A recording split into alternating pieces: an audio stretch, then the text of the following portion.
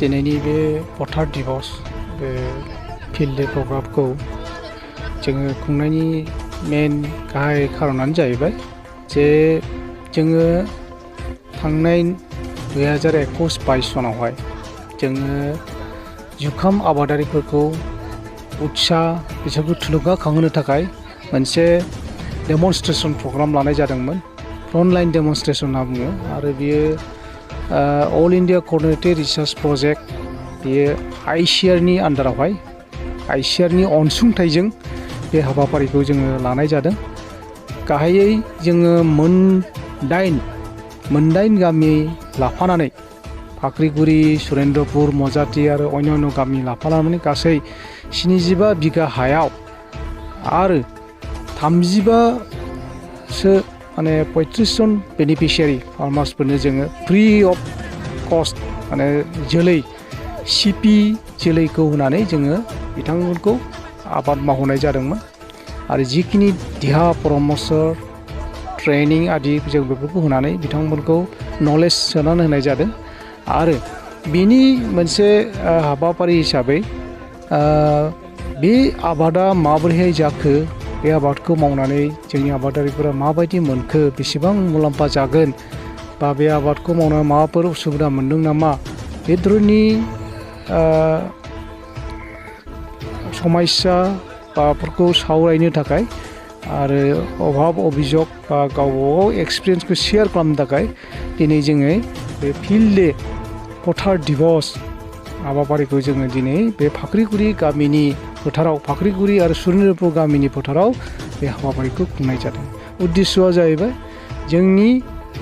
जुखाम आबादारि बिथांमोनखौ थुलुंगाखांहोनाय, बिथांमोना जाहाथे माइ आबाद मावखांनायनि उनावहाय जुखामखौ मावनानै डाबल क्रपिं बेबायदि जाहाथे डाबल क्रपिं खालामनानै जाहाथे बिथांमोना बांसिनै इनकाम मोननो हायो, बेखौ उद्देश्य लानानैनो बे हाबाफारिखौ खुंनाय जादों। जोंनि हाबाफारिखौ এই বছর আমি 3খন গাঁও মিলাই পাকড়িগুড়ি, সুরেন্দ্রপুর আৰু এটা আছে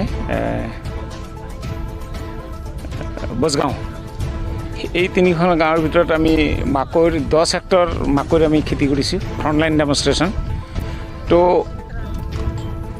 আজি ফ্ৰণ্টলাইন ডেমনষ্ট্ৰেশ্যনৰ ওপৰত ভিত্তি কৰি আমি পথাৰ দিৱস পাতিছোঁ ফিল্ড ডে, আৰু ইয়াত প্ৰায় 50-60 জন মানুহ গোট খাইছে আৰু তেখেতসকলৰ খেতি কৰোঁতে কিখিনি অসুবিধা হ'ল আৰু কিমান কোনে কেনেকৈ খেতি কৰিলে সেই বিষয়ে আমি জানিলোঁ আৰু যি ধৰণৰ সিহঁতৰ সমস্যাৰ কথা ক'লে অদূৰ ভৱিষ্যতে যাতে সেইখিনি সমস্যা আমি সমাধান কৰি সিহঁতৰ অৰ্থনৈতিক অৱস্থাৰ উন্নতি কৰিব পাৰোঁ, তাৰে আমাৰ এইটোৱে আমাৰ মূল উদ্দেশ্য আছিলে। তেখেতসকলে কোৱা মতে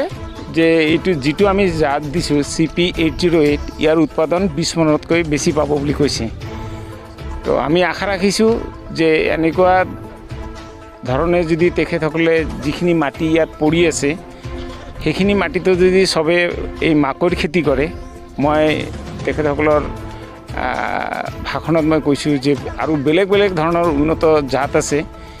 যেনেকুৱা DKC 9081 আছে, পায়োনিয়াৰ 3355 আছে,